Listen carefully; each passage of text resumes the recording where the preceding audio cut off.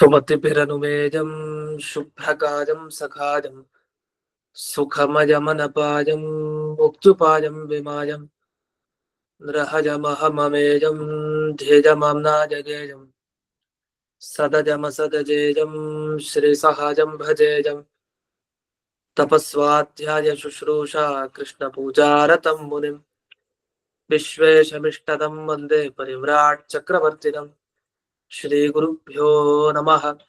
हरिः ओम्।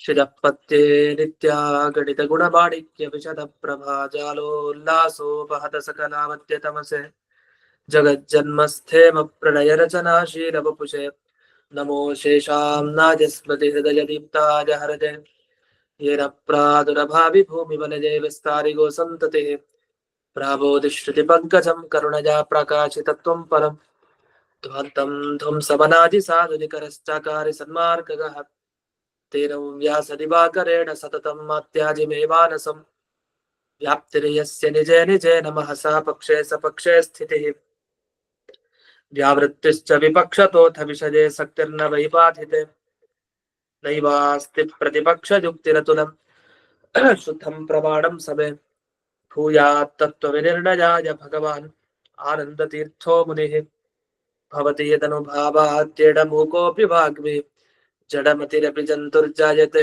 प्राज्ञमौलिः सकलवचन चेतो देवता भारती सा मम वचसि निधत्तां सन्निधिं मानसे च रमा निवासोचितवास भूमिः संन्याय रत्नावली जन्मभूमिः वैराग्यभाग्यो मम पद्मनाभतीर्थामृताब्धिर्भवताद्विभूत्यै पदवाक्य प्रमाणज्ञान प्रतिवादिमदच्छिदः श्रीमदक्षोभ्यतीर्थाख्यानुपतिष्ठे गुरून् मम श्रीमदानन्दतीर्थार्य सन्मनस्सरसे भुवि अनुव्याख्यानदलिने चञ्चले कतिमे मनः न शब्दाब्धौ गाढाः न च निगमचर्चासु चतुराः न च न्याये प्रौढाः न च विदितवेद्यापि वयं परं श्रीमत्पूर्णप्रमतिगुरुकारुण्यसरणिं प्रपन्नामान्यास्मः किमपि च वदन्तोऽपि महताम् ॐ नारायणं निखिलपूर्णगुणैकदेहं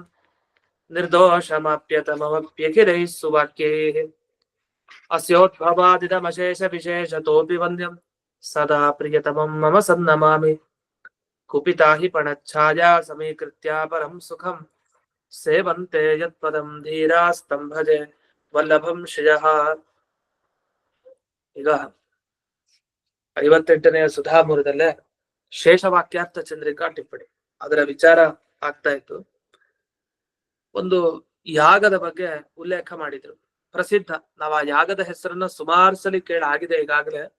ವಿಶ್ವಜಿತಾಯ ಜೇತ ಅಂತ ಒಂದು ವಾಕ್ಯ. ಈಗ ಇನ್ನೊಂದು ವಾಕ್ಯವನ್ನ ಅಲ್ಲೇ ಹೇಳ್ತಾರೆ. ಯಾವುದು? ಅಮಾವಾಸ್ಯಾಂ ಅಪರಾಹ್ನೆ ಪಿಂಡ ಪಿತೃಯಜ್ಞೇನ ಚರಂತಿ ಅಂತ ಒಂದು ಮಾತು. ಅಂದ್ರೆ ಅಮಾವಾಸ್ಯ ಅಪರಾಹ್ನ ಕಾಲದಲ್ಲಿ ಪಿಂಡ ಪಿತೃಯಜ್ಞ ಅಂತ ಶ್ರಾದ್ದ ಕರ್ಮ ಅಂತ ಅರ್ಥ. ಶ್ರಾದ್ದ ಕರ್ಮ ಮಾಡ್ತಾರೆ ಅಂತ ಇಷ್ಟಿದೆ. ಅಮಾವಾಸ್ಯ ಅಪರಾಹ್ನೆ ಪಿಂಡ ಪಿತೃಯಜ್ಞೇನ ಚರಂತಿ ಅಂತ ಒಂದು ವಾಕ್ಯ. ಅಲ್ಲೆಲ್ಲ ಏನಾಯ್ತು? ಫಲ ಹೇಳಲಿಲ್ಲ. ವಿಶ್ವಜಿತಾಯ ಚೇತ ಅಂತ ಒಂದೇ ವಾಕ್ಯ ಕೇಳ್ತಾ ಇದ್ದೀವಿ. ವಿಶ್ವಜಿತ್ ಯಾಗ ಮಾಡಿದ್ರೆ ಏನ್ ಫಲ ಗೊತ್ತಿಲ್ಲ. ಅದಕ್ಕೆ ಸ್ವರ್ಗ ಅಂತ ಅಲ್ಲಿ ಕಲ್ಪನೆ ಮಾಡಿದ್ರು. ಇನ್ಯಾವ್ದಾದ್ರು ಒಂದು ವಾಕ್ಯ ಉದಾಹರಣೆ ಕೊಡಿ. ಬರೀ ವಿಶ್ವಜಿತಾಯ ಜೇತ ಅಂತ ಹೇಳ್ತೀವಲ್ಲ, ಅದ ಅಮಾವಾಸ್ಯಾಂ ಅಪರಾಹ್ನೆ ಪಿಂಡ ಪಿತೃಯಜ್ಞೇನ ಚರಂತಿ. ಶ್ರಾದ್ದ ಮಾಡ್ತಾರೆ ಅಮಾವಾಸ್ಯೆ ಅಪರಾಹ್ನ ಕಾಲದಲ್ಲಿ. ಏನಾಯ್ತಿದ್ರಿಂದ? ಫಲ ಏನು ಹೇಳಲಿಲ್ಲ ಆ ವಾಕ್ಯದಲ್ಲಿ, ವೇದ ವಾಕ್ಯದಲ್ಲಿ ಸಿಗಲಿಲ್ಲ. ಅದಕ್ಕೇನ್ ಮಾಡ್ತಾರೆ? ಪಿಂಡ ಪಿತೃಯಜ್ಞ ಮಾಡಿದ್ರೆ ಅಮಾವಾಸ್ಯೆ ಅಪರಾಹ್ನ ಕಾಲದಲ್ಲಿ ಅವನಿಗೆ ಸ್ವರ್ಗ ಸಿಗತ್ತೆ ಅಂತ ಬಂತು. ಒಳ್ಳೆ ಕಥೆ ಆಯ್ತಲ್ಲ. ಏನೂ ಇಲ್ಲದೆ ಸ್ವರ್ಗವನ್ನ ಕಲ್ಪನೆ ಮಾಡಿದ್ರೆ ಹೌದು, ಹಾಗೆ ಇರೋದು. ಸ್ವರ್ಗ ಅಂದ್ರೆ ಇಂದ್ರಲೋಕ ಅಂತ ಅಷ್ಟೇ ಅರ್ಥ ಅಲ್ಲ. ಅದಕ್ಕೆ ಸ್ವರ್ಗ ಅಂದ್ರೆ ಒಳ್ಳೆ ಸುಖ ಅಂತ. ಅದು ಯಾವ ಲೋಕದಲ್ಲಾದ್ರೂ ಆಗ್ಲಿ, ಒಳ್ಳೆ ಕೆಲಸ ಮಾಡಿದಾಗ ಒಳ್ಳೆ ಸುಖ ಸಿಗತ್ತೆ ಅಂತ ಒಟ್ಟು ತಾತ್ಪರ್ಯ. ಅದು ಇಂಥ ಲೋಕನೇ ಅಂತ ಕನಿಷ್ಠ ಪಕ್ಷ ಹೇಳಲಿಕ್ಕೆ ಆಗದೆ ಇದ್ರು ಕೊನೆಗೆ ಸ್ವರ್ಗ ಅಂತ ಹೇಳ್ಬಿಡ್ತಾರೆ. ಯಾಕೆ? ಸ್ವರ್ಗ ಅಂತೂ ಪುಣ್ಯ ಕೆಲಸ ಮಾಡಿದವರಿಗೆ ಸಿಕ್ಕೇ ಸಿಗತ್ತೆ. ಅದು ವಿಶ್ವಜಿತ್ ಯಾಗ ಮಾಡಿದ್ದು ಆಗ್ಲಿ ಅಥವಾ ಪಿಂಡ ಪಿತೃಯಜ್ಞ ಶ್ರಾದ್ದ ಕರ್ಮ ಮಾಡಿದ್ದಾಗ್ಲಿ ಅಂತೂ.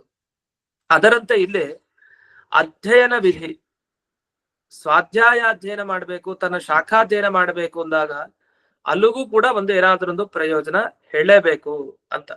ಇಷ್ಟರಾಯ್ತು. ಇದರ ಬಗ್ಗೆ ವಿವರಣೆ ಇನ್ನೂ ಕೂಡ ಮುಂದೆ ಮಾಡ್ತಾ ಇದ್ದಾರೆ, ಅನೇಕ ವಿವರಣೆ. ಅದರಲ್ಲಿ ನಾವು ಒಂದು ವಿಷಯಕ್ಕೆ ಹೋಗೋಣ. ಮುಂದೆ ಇದೊಂದು ಏನಂದ್ರೆ, ಇಲ್ಲಿ ಅಧ್ಯಯನದ ಬಗ್ಗೆ ಬರುತ್ತೆ ಒಂದು ವಿಷಯ, ಮತ್ತೆ ಇನ್ನೊಂದು ವಿಚಾರ ಇದೆ, ಮತ್ತೆ ಅದನ್ನ ಮುಂದೆ ಹೇಳ್ತೀನಿ. ಸದ್ಯಕ್ಕೆ ಈ ಅಧ್ಯಯನದ ಬಗ್ಗೆ ವಿಚಾರಕ್ಕೆ ಬರೋಣ. ಅಧ್ಯಯನ ಅಂದ್ರೆ ಏನು ಅಂತ ಇಲ್ಲೊಂದು ವಿವರಣೆ ಕೊಟ್ಟಿದ್ದಾರೆ. ನಹಿ ಇತಿ ಅಂತ ಬೋಲ್ಡ್ ಲೆಟರ್ ಇದೆ ಅಥವಾ ಪ್ರತೀಕ. ಆ ನಹಿ ಇತಿ ಅಂತ ಏನು ವಾಕ್ಯ ಹಿಡಿದು ಮುಂದೆ ಶೇಷವಾಕ್ಯ ಚಂದ್ರಿಕಾದಲ್ಲಿ ಮುಂದಿನ ಪ್ಯಾರಾದಲ್ಲಿ ಕೊನೆಗೆ ಬರುತ್ತದು ನಹಿ ಇತಿ. ಅಲ್ಲಿ ಅಧ್ಯಯನ ಅಂದ್ರೆ ಏನರ್ಥ ಅಂತ ಬಿಡಿಸಿದ್ದಾರೆ.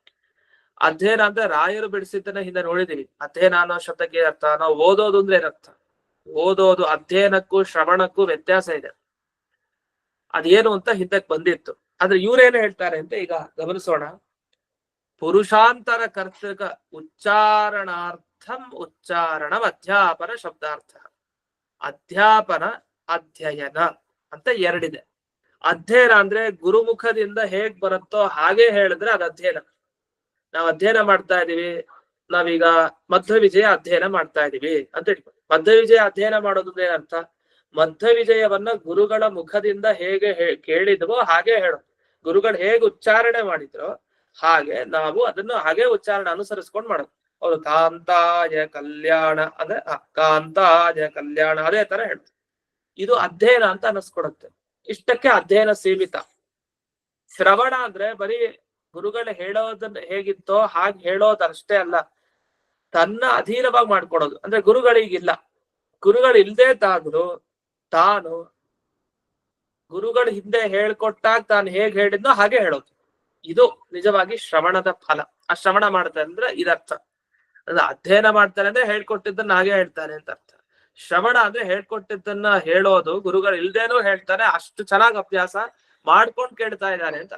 ಇದು ಶ್ರವಣ ಅನ್ನೋದಕ್ಕೆ ಅಂತ ಹಿಂದೆ ಬಿಡಿಸಿದ್ರು.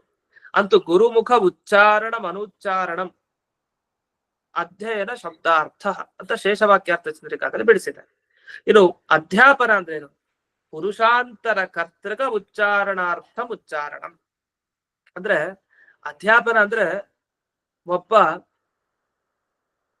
ತಾನೇ ಇನ್ನೊಬ್ಬ ಮನುಷ್ಯನನ್ನ ಉದ್ದೇಶಿಸಿಕೊಂಡು ಉಚ್ಚಾರಣೆ ಮಾಡ್ತಾ ಇರ್ತಾರೆ. ಇದೇ ಅಧ್ಯಾಪನ. ಪಾಠ ಹೇಳೋದು ಅಂದ್ರೆ ಏನರ್ಥ? ಒಂದಿಷ್ಟು ಜನ ಶಿಷ್ಯರು ಕೂತಿರ್ತಾರೆ, ಇವನು ಶಬ್ದವನ್ನ ಅವ್ರಿಗೋಸ್ಕರ ಹೇಳ್ತಾ ಇರ್ತಾರೆ. ಅದೇ ತಾನ ಅಧ್ಯಾಪನ ಅಂತ. ಅದನ್ನ ಹೇಳ್ತಾರೆ.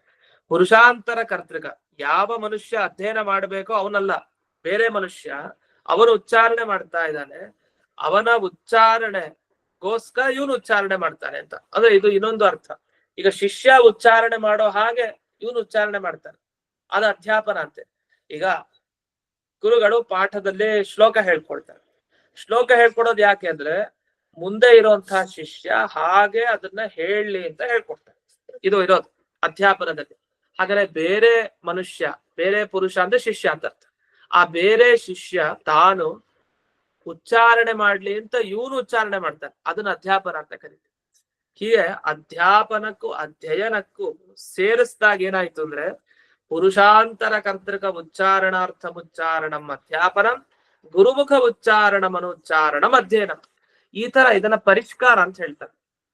ಅಂದ್ರೆ ಒಂದು ವಿಷಯ ಕೊಟ್ಟಾಗ ಅಧ್ಯಯನ ಅಂದ್ರೆ ಏನು? ಒಂದ್ ಮಾತಲ್ಲಿ ಹೇಳಿ, ಕಷ್ಟ ಹೇಳೋದು. ಅಧ್ಯಯನ ಅಂದ್ರೆ ಓದೋದು ಅಧ್ಯಯನ ಅಲ್ಲ. ಗುರುಮುಖ ಉಚ್ಚಾರಣ ಅನುಚ್ಚಾರಣಂ ಅಧ್ಯಯನಂ ಅನ್ಬೇಕು ನಾವು, ಶಾಸ್ತ್ರ ಓದೋರಾದ್ರೆ. ಸಾಮಾನ್ಯವಾಗಿ ಶಾಸ್ತ್ರದ ಜ್ಞಾನ ಇಲ್ದೇನೆ ಅಧ್ಯಯನ ಅಂದ್ರೆ ಓದೋದು ಅಂತ ಅಷ್ಟೇ. ಆದ್ರೆ ಶಾಸ್ತ್ರೀಯವಾಗಿ ಏನು ಅಧ್ಯಯನ ಅಂದ್ರೆ ಏನ್ ಹೇಳಿದ್ದಾರೆ ಅಂತ ಕೇಳಿದಾಗ ಇಂಥದ್ದು ಹೇಳ್ಬೇಕು.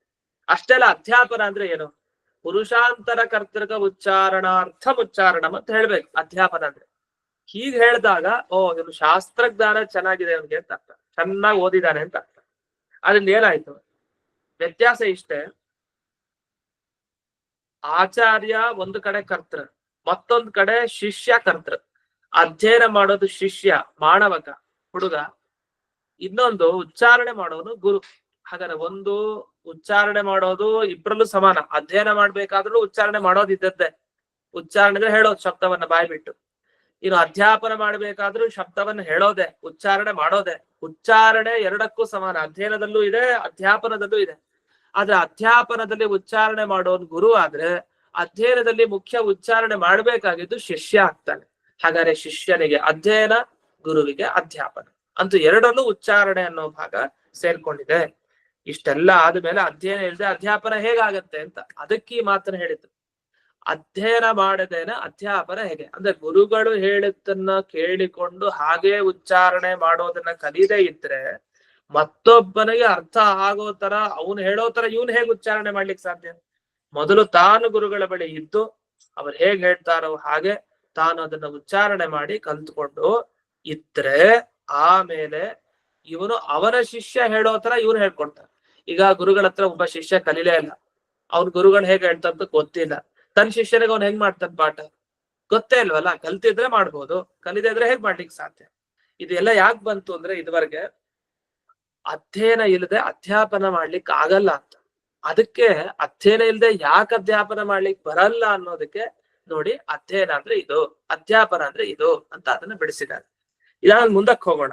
ಮುಂದೆ ನಾನು ದ್ರವ್ಯೋಪಾಯತೆಯ ಅಧ್ಯಯನಸ್ಯ ಪ್ರಾಪ್ತತ್ವಾತ್ ಅಪ್ರಾಪ್ತೇವ ಚ ವಿಧೇ ಸಾಫಲ್ಯಾತ್ ಸ್ಮೃತಿವಾಕ್ಯಂ ವಾ ತದನುಮಿತಂ ಉಪನೀಯ ಅಧ್ಯಾಪಕೇರ್ ಆಚಾರ್ಯತ್ವ ಸಿದ್ಧ್ಯರ್ಥಂ ಇತ್ಯೇವಂ ವಾ ವಚನಂ ನಾಧ್ಯಾಪನ ವಿಧಾಯಕಂ ಭವಿತುಮರ್ಹತಿ.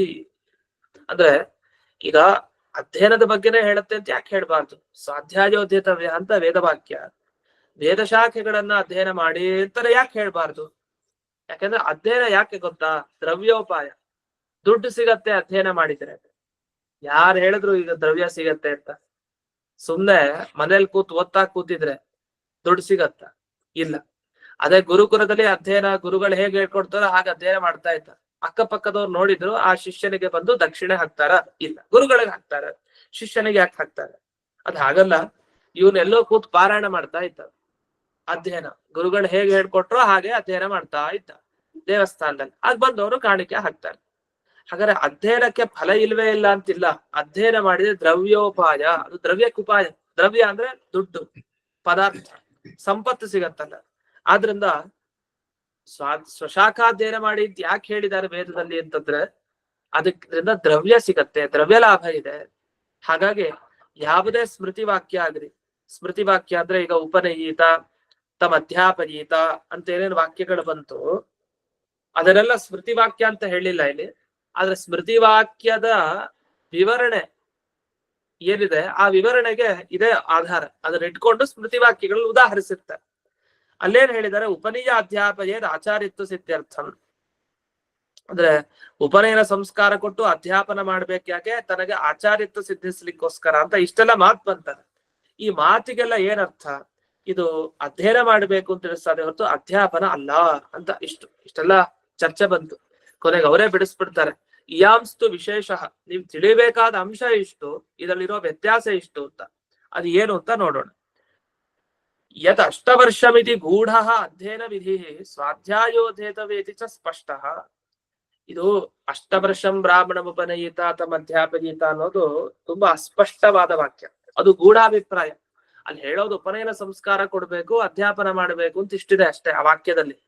ಅಧ್ಯಯನ ಮಾಡ್ಬೇಕು ಅಂತ ನೇರವಾಗಿ ಸ್ಪಷ್ಟ ತೋರಲ್ಲ. ಅದು ಒಂಥರ ಸಮುಗ್ಧಾಕಾರೇಣ ಅಂತ ಹೇಳ್ತಾರೆ. ಸಾಮಾನ್ಯವಾಗಿ ಹೇಳಿದ್ದು ಅಲ್ಲಿ ಅಧ್ಯಾಪನ ಮಾಡ್ಬೇಕು ಅಂದ್ರೆ ಅಧ್ಯಯನ ಮಾಡಿರ್ಬೇಕು. ನೀವು ಎಳ್ಕೊಂಬರ್ತಾ ಇದೀರಿ ಅರ್ಥವನ್ನ, ನೇರವಾಗಿ ಅಲ್ಲಿಲ್ಲ. ಶ್ಲೋಕಕ್ಕೊಂದು ಅರ್ಥ ಹೇಳಿದ್ರೆ ಅರ್ಥ ಅಲ್ಲೇ ಇರ್ಬೇಕು ಮೇಲೆ. ಅದಿಲ್ಲೇ ಒಳಗಡೆ ಎಲ್ಲೋ ಅಭಿಪ್ರಾಯ ಇದ್ರೆ ಅದನ್ನ ಗೂಢಾಭಿಪ್ರಾಯ ಅಂತ ಕರೀತಾರೆ. ಹಾಗೆ ಒಳಗಡೆ ಸೇರ್ಕೊಂಡಿದೆ ಅಧ್ಯಯನ ಮಾಡೋದು ಅನ್ನೋ ಅಂಶ.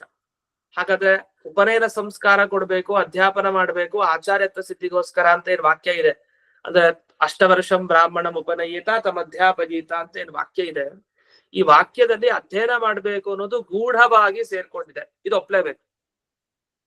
ಇನ್ನು ಸ್ವಾಧ್ಯಾಯೋಧೇತವ್ಯ ಅನ್ನೋ ವಾಕ್ಯದಲ್ಲಿ ಸ್ಪಷ್ಟವಾಗಿದೆ ಸ್ವಸ್ವಶಾಖ ಅಧ್ಯಯನ ಮಾಡ್ಬೇಕು ಅಂತ. ಅಲ್ಲಿ ಅಧ್ಯೇತವ್ಯ ಅಂತ ಶಬ್ದನೇ ಇದೆ, ಇಲ್ಲಿ ಶಬ್ದ ಇಲ್ಲ ಅಲ್ಲ. ಹಾಗಲ್ಲ, ಇಲ್ಲಿ ನಚ ಅತ್ರ ನಿಚಃ ಶ್ರವಣಾತ್ನ ಅಧ್ಯಯನ ವಿಧಾಯಕತ್ವಂ. ಅಲ್ಲಿ ಅಧ್ಯಾಪನೀತ ಅಂತ ಅಧ್ಯಾಪನ ಮಾಡ್ಬೇಕು ಅಂತಿದೆ, ಅಧ್ಯಯನ ಅಂತ ಇಲ್ವಲ್ಲ. ಅಧ್ಯಾಪನ ಹೇಳಿದ್ರೆ ಅಧ್ಯಯನ ಹೇಗ್ ತಗೊಳ್ತೀರಿ ಅಂದ್ರೆ ಅದು ಹೀಗಂತೆ ಅಭಿಪ್ರಾಯ ಹೇಳ್ತಾರೆ. ಅಷ್ಟವರ್ಷತೆಯ ಅಶಕ್ತಸ್ಯ ಪುತ್ರಸ್ಯ ಶುಭ ಲೋಕಾರ್ಥಿನ ಪಿತ್ರ ಇವ ಅನುಶಾಸ್ಯತ್ವಾಭಿಪ್ರಾಯೇಣ ತದುಪಪತ್ತೇ. ಈಗ ಮಗು ಚಿಕ್ಕದಾಗಿರತ್ತೆ, 8 ವರ್ಷದ ಮಗು, 5 ವರ್ಷದ ಮಗು, 6, 7 ವರ್ಷದ ಮಗು. ಅದಕ್ ಶಕ್ತಿ ಇಲ್ಲ, ಅದಕ್ ಗೊತ್ತಾಗಲ್ಲ ಏನ್ ಮಾಡ್ಬೇಕು ಅಂತ. ಆಗ ತಂದೆ ಏನ್ ಮಾಡ್ತಾನೆ, ತಂದೆ ಅವನು ಒಳ್ಳೆ ಲೋಕ ಸಿಗ್ಲಿ ಅಂತ, ಒಳ್ಳೆ ಲೋಕ ಅಂದ್ರೆ ಮುಂದಕ್ಕೆ ಅವನು ಎಲ್ಲ ಸಾಧನೆ ಮಾಡ್ಕೊಂಡು ಮುಂದಕ್ಕೆ ಅವನು ಒಳ್ಳೇದಾಗ್ಲಿ ಅಂತ ಅಷ್ಟಭಿಪ್ರಾಯದಲ್ಲಿ, ಈಗಲೇ ಸದ್ಗತಿ ಸಿಗ್ಲಿ ಅಂತ ಹಾಗರ್ಥ ಅಲ್ಲ. ಅವ್ರಿಗೆ ಒಳ್ಳೇದಾಗ್ಲಿ ಅಂತ ಹೇಳಿ ತಂದೆ ತಾನ ಆ ಚಿಕ್ಕ ಮಗುವಿಗೆ ಹೇಳ್ಕೊಡ್ತಾನೆ, ಹೀಗೆ ಹಾಗೆ ಅಂತೆಲ್ಲ ಹೇಳ್ಕೊಡ್ತಾನೆ. ಆ ತರ ಇಲ್ಲಿ ಅಧ್ಯಾಪನ ಮಾಡೋದು ಅಂತಂದ್ರೆ ಏನರ್ಥ, ಹತ್ತಿರದಲ್ಲಿದ್ದ ಅಶಕ್ತನಾದ ಆ ಶಿಷ್ಯನಿಗೆ ಉಪದೇಶ ಮಾಡೋದು ಅಂತ ಅರ್ಥ. ಇದರಲ್ಲಿ ಯಾಕೆ ಹೇಳ್ತಾರೆ ಅಂತ ಮುಂದಕ್ಕೆ ಅವರೇ ವಿವರಿಸ್ತಾರೆ. ಅಂತೂ ಅಷ್ಟವರ್ಷತಯ 8 ವರ್ಷ ಆದ್ರಿಂದ ಅಶಕ್ತಸ್ಯ ಪುತ್ರಸ್ಯ, ತನಗೆ ಜ್ಞಾನ ಇಲ್ಲ. ಈಗ ದೊಡ್ಡವರಿಗೆ ಯಾವ ಜ್ಞಾನ ಇರುತ್ತೋ ಅದು 8 ವರ್ಷದವ್ರಿಗೆ ಜ್ಞಾನ ಇರುತ್ತೆ, ಇಲ್ಲ ಕಡಿಮೆನೆ ಇರುತ್ತೆ ಖಂಡಿತ. ಏನ್ ಮಾಡ್ಬೇಕು ಅಂತ ಸರಿಯಾಗಿ ಗೊತ್ತಿರಲ್ಲ. ಅಶಕ್ತಸ್ಯ ಪುತ್ರಸ್ಯ ಶುಭ ಲೋಕಾರ್ಥಿನ, ಅವನು ಒಳ್ಳೇದಾಗ್ಬೇಕು ಅಂತ ಹೇಳಿ, ಒಳ್ಳೇದಾಗ್ರಿ ಅಂತ ಹೇಳಿ ಪಿತ್ರ ಇವ ಅನುಶಾಸ್ಯತ್ವ, ತಂದೆ ಹೇಗೆ ಅನುಶಾಸನ ಮಾಡ್ತಾನೋ ಹೇಳ್ಕೊಡ್ತಾನೋ ಹಾಗೆ ಇಲ್ಲಿ ಉಪನಯನ ಸಂಸ್ಕಾರ ಕೊಟ್ಟು ಅಧ್ಯಾಪನ ಮಾಡುವಂತವನು ಹಾಗೆ ಮಾಡ್ತಾನೆ. ಅಲ್ಲ ಅಕಾಮಂ ಯಾಜಯೇತ್ ಅಂತ ಒಂದು ಮಾತಿದೆ. ಯಾಗ ಮಾಡ್ಬೇಕಾದ್ರೆ ಏನು ಕಾಮನೆ ಮಾಡಿ ಯಾಗ ಮಾಡ್ಬಾರ್ದಂತೆ. ಒಬ್ರಿಗೆ ಹೋಮ ಮಾಡಿಸ್ಕೊಟ್ರೆ ಇದನ್ನೇನೋ ಒಂದು ಬಯಸಿ ಮಾಡ್ಬಾರ್ದಂತೆ. ಅಕಾಮಂ ಯಾಜಯೇತ್ ಅಂತ ಇದೆ. ಆದ್ರೆ ಅಲ್ಲಿ ಯಾಗವನ್ನೇನ್ ವಿಧಾನ ಮಾಡಿದ್ದಾರೆ, ಆ ಯಾಗವನ್ನ ವಿಧಾನ ಮಾಡಿದ್ದಕ್ಕೆ ಫಲವಾಗಿ ಏನಾರು ಒಂದು ಹೇಳಲೇಬೇಕು ವಸ್ತುತಃ. ಅಕಾಮಂ ಯಾಜಯೇತ್ ಅಂತ ಕಾಮನೆ ಇಲ್ಲದೆ ಅವ್ನ್ ಮಾಡ್ಬೋದು ನಿಜ, ಆದ್ರೆ ಕಾಮನೆ ಇಲ್ಲದೆ ಮಾಡಿದ್ರು ಕೂಡ ಫಲ ಏನೋ ಸಿಗತ್ತಲ್ಲ. ಯಾಗ ಮಾಡಿಸಿದಾಗ ಯಥೋಚಿತವಾಗಾದ್ರೂ ದಕ್ಷಿಣ ಅವರು ಕೊಟ್ಟೆ ಕೊಡ್ತಾರೆ. ಅದನ್ನ ಅಕಾಮನಯ ಮಾಡಿದ್ರು, ಏನು ಅಪೇಕ್ಷೆ ಇಲ್ಲದೆ ಮಾಡಿದ್ರು ಅವರಿಗೆ ಯಾಗದ ಫಲವಾಗಿ ಏನೋ ಒಂದು ಸಿಗತ್ತಲ್ಲ. ಹಾಗೆ ಇಲ್ಲೂ ಕೂಡ ಅಧ್ಯಯನ ಕೆಲಸ ಅಂದ ಮೇಲೆ ಏನೋ ಒಂದು ಕೆಲಸ ಫಲ ಅದರಿಂದ ಸಿಗಲೇಬೇಕು. ಏನೋ ಸಿಗ್ಲಿಲ್ಲ ಅಂತ ಹೇಳಿ ಬರಲ್ವಲ್ಲ ಅಂದ್ರೆ ಅದ್ ಹಾಗಲ್ಲ. ಇದೊಂದು ಮಾತನ್ನು ತಿಳಿಸ್ತಾರೆ. ಅಧ್ಯಾಪನ ಮಾಡೋದ್ರ ಫಲ ಏನು ಅಂದ್ರೆ, ಈಗ ಉಪನಯನ ಅದು ಅಧ್ಯಾಪನಕ್ಕಂಗ. ಅಧ್ಯಾಪನ ಮಾಡ್ಬೇಕು ಅಂದ್ರೆ ಮೊದಲು ಉಪನಯನ ಸಂಸ್ಕಾರ ಕೊಡ್ಬೇಕು. ಆ ಉಪನಯನ ಸಂಸ್ಕಾರ ಯಾರು ಕೊಡ್ತಾನೆ ಅವನು ಆಚಾರ್ಯನಾಗ್ತಾನೆ. ಹಾಗಾದ್ರೆ ಉಪನಯನದ ಫಲ ಏನು ಅಂದ್ರೆ ಅದು ಅಧ್ಯಾಪನ. ಆ ಅಧ್ಯಾಪನ ಫಲವನ್ನ ಅನುಭವಿಸೋನು ಆಚಾರ್ಯ. ಇಷ್ಟು ಗೊತ್ತಾಯ್ತು. ಆದ್ರೆ ಅಧ್ಯಯನ ಮಾಡೋನು ಹೇಗೆ, ಅಧ್ಯಯನ ಮಾಡಿದ ಫಲ ಅಧ್ಯೇತೃವಿಗೆ, ಯಾರು ಓದ್ತಾನೋ ಅವನಿಗೆ ಆ ಫಲ ಸಿಗೋದು. ಹಾಗಾದ್ರೆ ಏನಾಯ್ತು, ಅಧ್ಯಾಪನ ಅಂಗಮೇವ ಉಪನಯನಂ, ಅಧ್ಯಾಪನಕ್ಕೆ ಒಂದು ಅಂಗ. ಮೊದಲು ಉಪನಯನ ಆಗಿದ್ರೆ ಮಾತ್ರ ಅಧ್ಯಾಪನ, ಇಲ್ಲ ಅಂದ್ರೆ ಅಧ್ಯಾಪನ ಇಲ್ಲ ಅಂದ್ರೆ ಇಲ್ಲ. ಇದು ಸರಿ ಇಲ್ಲ. ಯಾಕೆಂದ್ರೆ ಇದಕ್ಕೆ ವ್ಯಾಕರಣದ ವಿಚಾರವನ್ನ ಇಲ್ಲಿ ತಿಳಿಸ್ತಾರೆ. ಈಗ ನೀವೇನ್ ಹೇಳಿದ್ರಿ, ಒಂದು ಮಾತಿದೆ, ನಾವು ಮಾಡೋ ಕೆಲಸ ನಮಗೆ ಅದ್ ಫಲ ಕೊಡುತ್ತೆ ಅಂತಂದ್ರೆ ಆತ್ಮನೇ ಪದ ಬಳಸ್ಬೇಕು. ಅಂದ್ರೆ ಈ ತರ ಉಪನಯಿತ ಅನ್ನೋ ಶಬ್ದವನ್ನು ಬಳಸ್ಬೇಕು. ಆದ್ರೆ ನಾವು ಮಾಡೋ ಕೆಲಸ ನಮಗ್ ಫಲ ಅಲ್ಲ, ಬೇರೆಯವ್ರಿಗೋಸ್ಕರ ಮಾಡ್ತಾ ಇದ್ರೆ ಅಲ್ಲಿ ಇಂಥ ಶಬ್ದನ್ ಬಳಸ್ಬಾರ್ದು ಅಂತ ಇದೆ. ಆದ್ರೆ ಇಲ್ಲಿ ಹಾಗಲ್ಲ, ಅದಕ್ಕಿದಕ್ ಸಂಬಂಧ ಪಡೋದೇ ಇಲ್ಲ. ಇಲ್ಲಿ ಹೇಳ್ತಾ ಇರೋ ಸೂತ್ರನೇ ಬೇರೆ, ಅಲ್ಲಿ ಬಂದ ಸೂತ್ರನೇ ಬೇರೆ ಅಂತ ಅದೊಂದು ವಿಷಯ ಬರುತ್ತೆ. ಅಂತೂ ಇಲ್ಲಿವರೆಗೆ ಶೇಷವಾಕ್ಯಾರ್ಥ ಚಂದ್ರಿಕಾದ ಒಂದು ವಿಚಾರವನ್ನು ತಿಳ್ಕೊಂಡ್ವಿ. ಮುಂದೆ ಈ ಶೇಷವಾಕ್ಯಾರ್ಥ ಚಂದ್ರಿಕಾಕ್ ಒಂದು ಟಿಪ್ಪಣಿ ಇದೆ, ಅದನ್ನ ವಾಕ್ಯಾರ್ಥ ರತ್ನಮಾಲಾ ಅಂತ ಆ ಟಿಪ್ಪಣಿ ಹೆಸರು. ವಾಕ್ಯಾರ್ಥ ರತ್ನಮಾಲಾ ಟಿಪ್ಪಣಿನೇ ಒಂದು ಮಾತು ಹೇಳ್ತಾರೆ. ಅಲ್ಲಿ ಗಮನಿಸ್ಬೇಕಾಗಿದ್ದಿಷ್ಟೇ, ಈಗ ಆಚಾರ್ಯನಾಗ್ಬೇಕು ಅಂತ ತನಗೆ ಇಚ್ಛೆ ಇದ್ದಾಗ ಈ ತರ ಶಬ್ದಗಳನ್ನು ಬಳಸ್ಬೇಕು, ಅಲ್ಲಿ ಬಳಸಿದ್ದಾರೆ ಅಂತೆಲ್ಲ ಬಂತು. ಅದಕ್ಕೆ ಎಲ್ಲಿ ಹೇಳಿದ್ದಾರೆ ಈ ವಿಷಯವನ್ನ, ಇದಕ್ಕೆ ಈ ಶಬ್ದಕ್ಕೆ ಏನ್ ಅರ್ಥ ಅಂದ್ರೆ ಅದಕ್ಕೆ ಮೀಮಾಂಸಾ ಶಾಸ್ತ್ರದ ಗ್ರಂಥವನ್ನೇ ಉದ್ಧಾರ ಮಾಡಿ ಹೇಳ್ತಾರೆ. ಅವ್ರು ಎಷ್ಟು ಶಾಸ್ತ್ರಗಳ ಅಧ್ಯಯನ ಮಾಡಿದ್ರು. ಅವ್ರು ಹೇಳ್ತಾರೆ, ಶಾಸ್ತ್ರ ದೀಪಿಕಾ ವ್ಯಾಖ್ಯಾನಾವಸರೆ ಶಂಕರ ಭಟ್ಟ ಇಸ್ತು ಆಚಾರ್ಯ ಕ್ರಿಯತೆ ಅನಯ ಇತಿ ಆಚಾರ್ಯಕರಣಂ ಇತಿ ವ್ಯಾಖ್ಯಾತಂ. ಅವ್ರು ಏನ್ ಬರೆದಿದ್ದಾರೆ ಅರ್ಥ ಅದನ್ನ ಉಲ್ಲೇಖ ಮಾಡ್ತಾರೆ ತಕ್ಷಣ. ತುಂಬಾ ಕಷ್ಟ, ಈಗೆಲ್ಲ ಹುಡುಕೋದು ಸುಲಭ, ಆದ್ರೆ ಆಗೆಲ್ಲ ಅವರು ಕಷ್ಟಪಟ್ಟು ಆ ಗ್ರಂಥಗಳನ್ನ ಅಧ್ಯಯನ ಮಾಡಿ ಅಲ್ಲಿ ಇಲ್ಲಿ ಹುಡುಕಿ ಅದನ್ನು ಬರೆದಿದ್ದಾರೆ. ಶಾಸ್ತ್ರ ದೀಪಿಕಾ ಅಂತ ಒಂದು ಗ್ರಂಥ. ಆ ಶಾಸ್ತ್ರ ದೀಪಿಕಾ ಅನ್ನೋ ಗ್ರಂಥವನ್ನ ಪಾರ್ಥ ಸಾರಥಿ ಮಿಶ್ರ ಅಂತ ಅವ್ರ ಹೆಸರು. ಮೀಮಾಂಸಾ ಶಾಸ್ತ್ರದಲ್ಲಿ ಶಾಸ್ತ್ರ ದೀಪಿಕಾ ಅಂತ ಒಂದು ಗ್ರಂಥ ಬರುತ್ತೆ, ತುಂಬಾ ಅದ್ಭುತ ಗ್ರಂಥ. ಅದನ್ನ ಪಾರ್ಥ ಸಾರಥಿ ಮಿಶ್ರ ಅನ್ನೋ ಹೆಸರಿನ ವ್ಯಕ್ತಿ ಅವ್ರು ಬರೀತಾರೆ. ಆ ಗ್ರಂಥಕ್ಕೆ ಒಂದು ಟಿಪ್ಪಣಿ ಇದೆ, ವ್ಯಾಖ್ಯಾನ. ಆ ವ್ಯಾಖ್ಯಾನ ಬರೆದವರು ಶಂಕರ ಭಟ್ಟ ಅಂತ ಅವ್ರ ಹೆಸರು. ಆ ಶಂಕರ ಭಟ್ಟ ತಾವು ವ್ಯಾಖ್ಯಾನ ಮಾಡ್ತಾ ಒಂದು ಮಾತನ್ನ ಹೇಳಿದ್ದಾರೆ, ಆಚಾರ್ಯ ಕರಣೆ ಈ ಶಬ್ದ ಪಡ್ಬೇಕು. ಅಂದ್ರೆ ಆಚಾರ್ಯ ಕ್ರಿಯತೆ, ಯಾವುದರಿಂದ ಒಬ್ಬ ಆಚಾರ್ಯನಾಗ್ತಾನೋ ಅಂಥ ಕೆಲಸ, ಅಂದ್ರೆ ಅಧ್ಯಾಪನ ಉಪನಯನ ಇವೆಲ್ಲ ಅಂತ ಕೆಲಸ. ಅಂತ ಆ ಶಬ್ದಕ್ಕೆ ಅರ್ಥ ಬಿಡಿಸಿದ್ರೆ ಅದನ್ನ ಇಲ್ಲೇ ಹಾಕೊಂಡ್ರು. ಅಷ್ಟೇ ಅಲ್ಲ, ಇಲ್ಲಿ ಉಪಾದಾನ ಅಂತ ಒಂದು ಶಬ್ದ ಬಂತು. ಅದಕ್ಕೆ ಕೆಲವರು ತಪ್ಪಾಗಿ ಅರ್ಥ ಮಾಡ್ಕೊಳ್ಳೋದಿದೆ. ಏನಂದ್ರೆ ಪ್ರಾಭಾಕರ ಅಂತ ಒಬ್ಬ ಮೀಮಾಂಸಕ, ಅದನ್ನ ಇವಾಗ ಆಚಾರ್ಯರು ಒಂದು ವಾಕ್ಯ ಹೇಳಿದಕ್ಕೆ ಏನು ಆಕ್ಷೇಪ ಬಂತು, ಅದು ಆಕ್ಷೇಪದ್ದೇ, ಅದು ಪ್ರಾಭಾಕರ ಮತದ ಆಕ್ಷೇಪ. ಆ ಪ್ರಾಭಾಕರ ಒಂದು ಪ್ರಮಾಣ ಒಪ್ಪಿದಾನೆ, ಆ ಪ್ರಮಾಣವೇ ಇದು ಅಂತ ತಿಳಿಸ್ಬೇಕಾಗಿದೆ.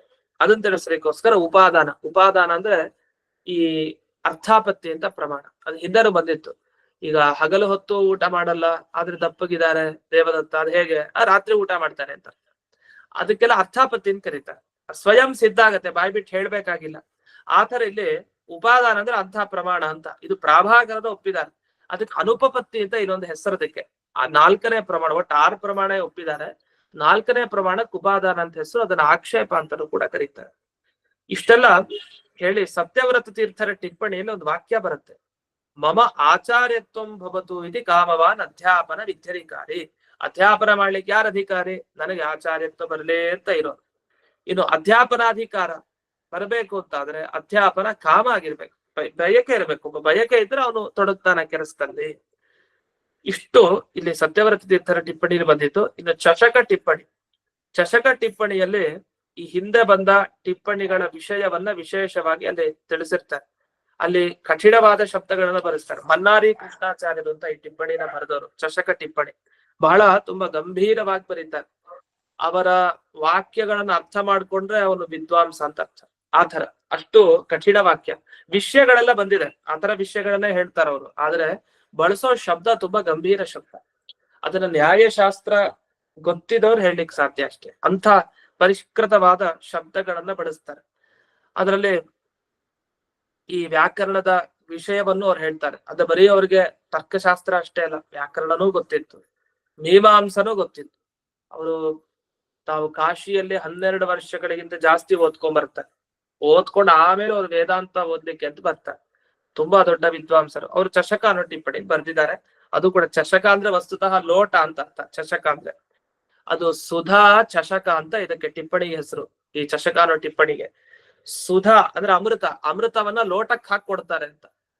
ಆ ರೀತಿ ಈ ಟಿಪ್ಪಣಿ ಹೆಸರು ಕೊಟ್ಟಿರೋದು. ಅಂದ್ರೆ ನಿಮಗೆ ಒಟ್ಟಿಗೆ ಆ ಅಮೃತ ಒಂದು ಬಟ್ಲಿಗೆ ಹಾಕೊಟ್ಟು ಒಂದ್ ಲೋಟಕ್ಕೆ ಹಾಕೊಟ್ಟು ಕೊಡ್ತೀನಿ ಅಂತ ಆ ತರ ಇವರು ಹೇಳ್ತಾರೆ. ಆದ್ರೆ ವಿನಯ ಪೂರ್ವಕವಾಗಿ ಹೇಳ್ತಾರೆ. ಹಿಂದಿನವರೆಲ್ಲ ವ್ಯಾಖ್ಯಾನಕಾರರು ಬರೆದ್ಬಿಟ್ಟಿದ್ದಾರೆ ವಿಷಯವನ್ನ.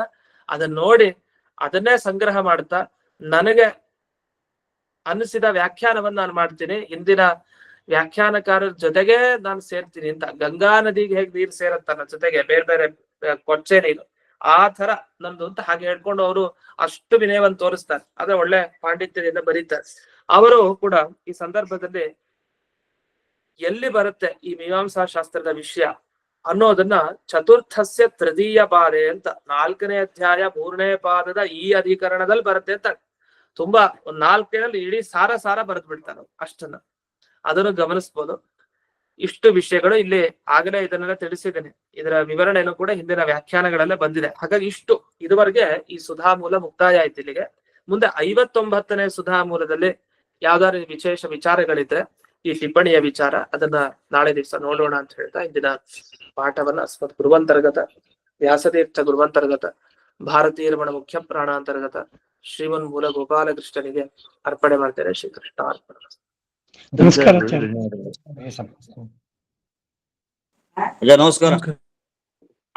ನಮಸ್ಕಾರ. ನಮಸ್ಕಾರ ಆಚಾರ್ಯ. ನಮಸ್ಕಾರ ಆಚಾರ್ಯ.